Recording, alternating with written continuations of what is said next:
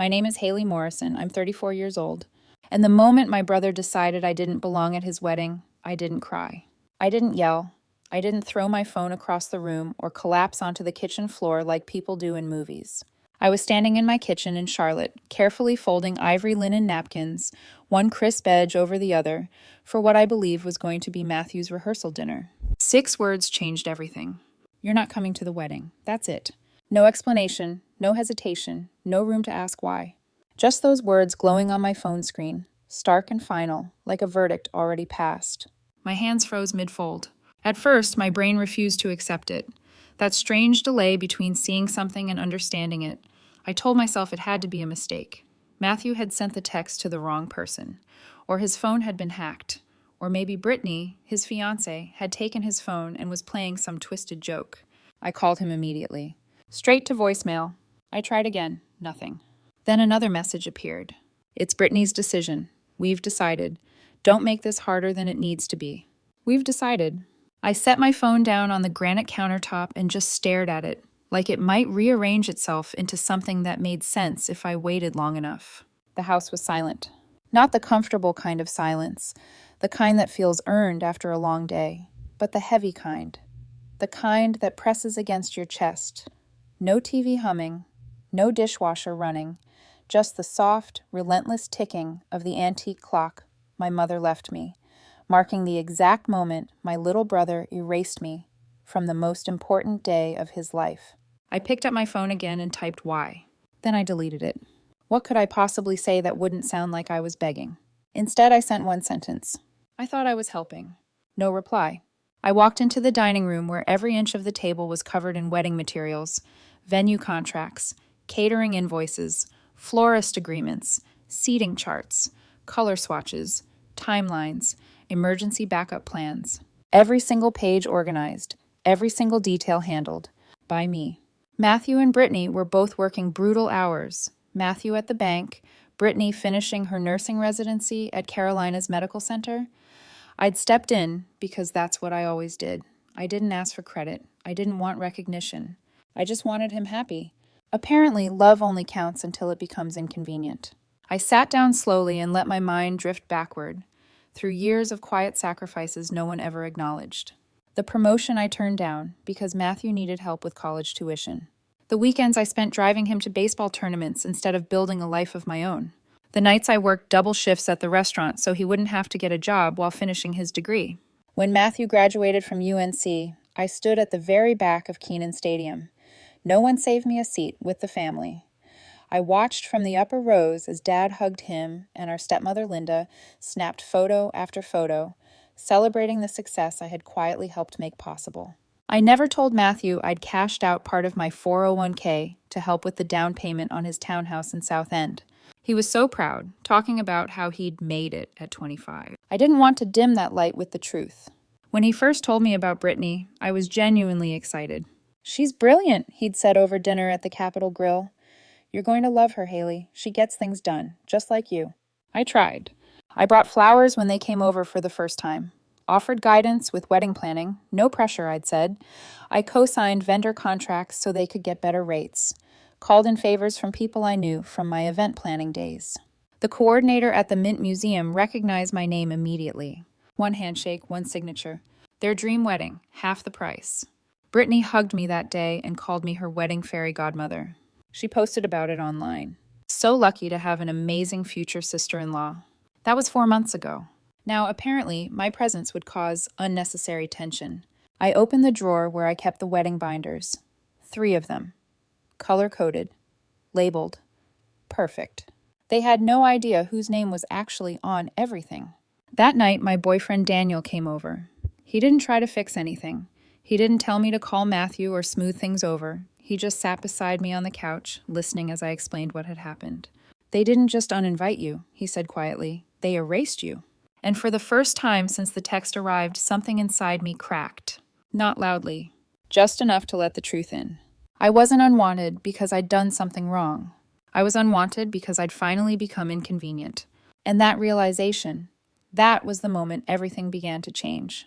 The next morning, I woke up earlier than usual, not because I had somewhere to be, but because my mind refused to rest. Daniel had already left for work. The house was quiet again, but this time the silence didn't feel sharp. It felt expectant, like something waiting to be acknowledged.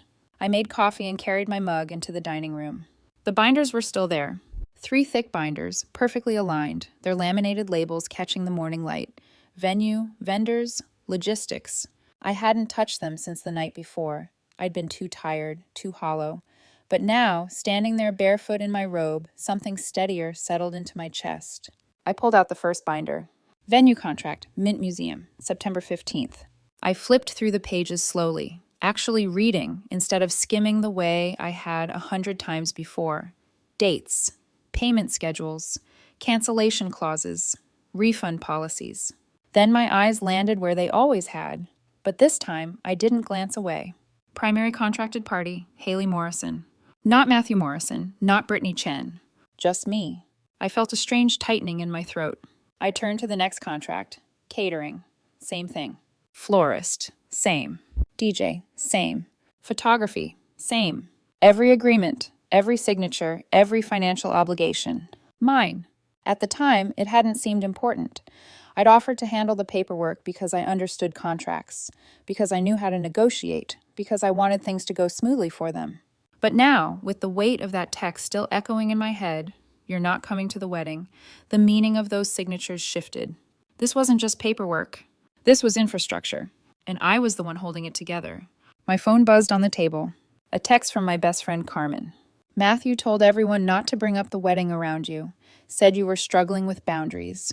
I stared at the message, a cold numbness spreading through me. Boundaries. That word again. The way they always used it when they wanted to take something without accountability. I called her. She answered immediately, her kids arguing loudly in the background. "Don't apologize," she said before I could say a word. "You have nothing to apologize for." "I didn't even say anything," I replied quietly. "Exactly, and somehow you're still the problem." She didn't sugarcoat it. Carmen never did. "You've been propping that family up for years," she said. "Maybe it's time you let go and see what happens when you're not there to absorb the impact." After we hung up, I sat back down and stared at the binders again. I wasn't angry. Not yet. I was curious. That afternoon, my phone rang. Kelvin, my ex-husband, Matthew's father. I hadn't heard from him in over a year. "Hey, Haley," he said, casual as ever. "Hope you're doing well." I waited. "I'm collecting everyone's contribution for Matthew and Brittany's wedding gift," he continued. "We're pooling money for a honeymoon fund, something special." He didn't ask if I wanted to contribute. He assumed. "It's $200 per person," he added. "Just Venmo me when you can." I took a breath. "Kelvin," I said evenly, "I'm not invited to the wedding." There was a pause. Then he laughed. "This isn't about that," he said. "Don't be petty. It's for family." Family. That word only ever surfaced when someone needed something. "I won't be contributing," I said. "Are you sure you want to be that person?" he asked, his tone sharp now, judgment heavy on every syllable. I ended the call without responding. My hands didn't shake. That surprised me. Instead, I walked back into the dining room and opened the second binder. And that was when the realization fully settled in. No one had asked how I was doing. No one had apologized. They hadn't reached out to fix anything. They'd only called to see what else they could take. That night, I called Sophia. She was a contracts lawyer downtown. Brilliant, blunt, and allergic to nonsense. She'd helped me through my divorce years earlier, when I'd been too emotionally exhausted to think clearly. "I need you to look at something," I told her. She came over with a bottle of wine and her reading glasses. We spread everything across the dining table. She didn't speak at first, just read, page after page. Her expression shifted subtly, eyebrows drawing together, lips pressing thin. When she reached the venue agreement, she tapped the page twice with her manicured nail. "Payment due 7 days before the event," she said. "Or the contract is void." I nodded. She looked up at me. "This isn't just binding," she said. "This is leverage." My stomach dropped. "Meaning?" I asked. "Meaning if you don't submit the final payments, Friday," she said slowly, "you can legally cancel. Deposits refunded to your account. Services revert back to you." She met my eyes. "Haley, you don't just have contracts, you have complete control." The room felt suddenly smaller. "This isn't about revenge," I said quickly. Sophia shook her head. "No," she agreed.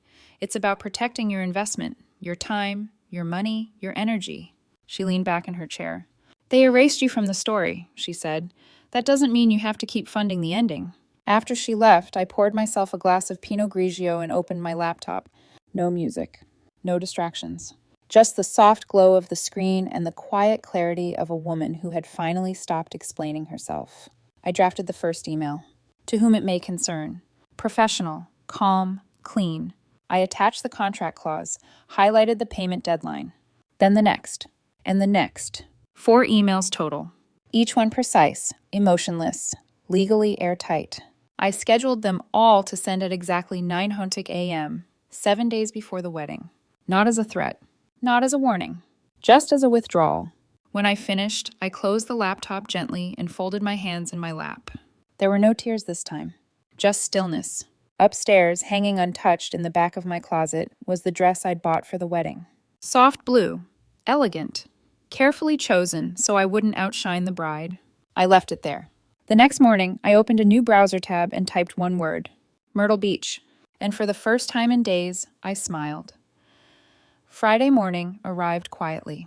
No alarms, no rushing, no knot of anxiety tightening in my chest the way it usually did when I knew I was needed somewhere. At exactly 8:55 a.m., I stood in my kitchen with a mug of coffee cooling between my hands, watching the seconds tick down on my laptop screen. Daniel leaned against the doorway, already dressed, travel bag slung over his shoulder. "You sure?" he asked gently. I nodded. I've never been more sure of anything. At 9:00 a.m., 4 emails left my outbox.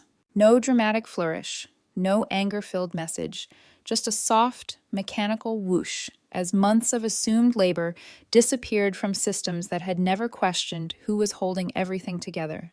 I closed the laptop. That was it. No undo button. We left the house 10 minutes later. The drive to the airport felt surreal, like stepping out of one life and into another without ceremony.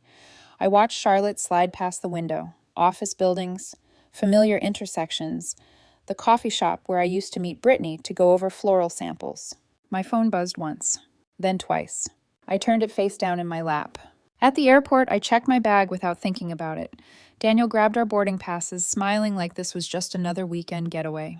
And maybe it was. Southwest to Myrtle Beach. Departure time, 10:40 a.m. The same morning, Brittany had scheduled her final venue walkthrough. As the plane lifted into the sky, something loosened inside me. Not joy, relief. By the time we landed, my phone had 12 missed calls. I didn't check them. We picked up a rental car, rolled the windows down, and drove toward the coast. The air grew saltier. The sky widened. Traffic thinned. At a stoplight, Daniel reached over and squeezed my hand. "They'll figure it out," he said. "Yes," I replied softly. "They will." We checked into a small beachfront hotel just after noon. Nothing fancy. White walls, a balcony facing the ocean, the kind of place where no one knew my name or my family history or what I'd given up for people who barely noticed. I kicked off my shoes and stepped onto the balcony barefoot. The Atlantic stretched endlessly in front of me, unapologetic and vast. Behind me, my phone vibrated again. This time I looked. Missed calls from unfamiliar numbers. A voicemail notification from the Mint Museum. Another from a florist. A text from an unknown contact. "Hi, Haley. This is Caroline from Petals and Stems. There seems to be some confusion regarding the wedding scheduled for next weekend." I exhaled slowly and set the phone back down. I didn't owe anyone explanations anymore. We spent the afternoon walking along the shore. Daniel bought us iced coffee from a little cafe tucked behind the dunes. We sat on the sand, watching a family nearby help their toddler build a lopsided sandcastle. When the child accidentally kicked it over, no one yelled. They laughed and started again. That used to be me, always rebuilding. Around 3 p.m., my phone exploded. Call after call. Voicemail after voicemail. I scrolled without listening. Matthew, Brittany, Kelvin, Linda. The wedding machine had officially noticed my absence. By evening, the tone shifted. The voicemails turned frantic. Brittany crying, voice shaking as she demanded to know what was happening. Matthew yelling, confused, furious, insisting there had to be a mistake. Kelvin's voice tight with barely controlled rage. The venue had released the space to another event.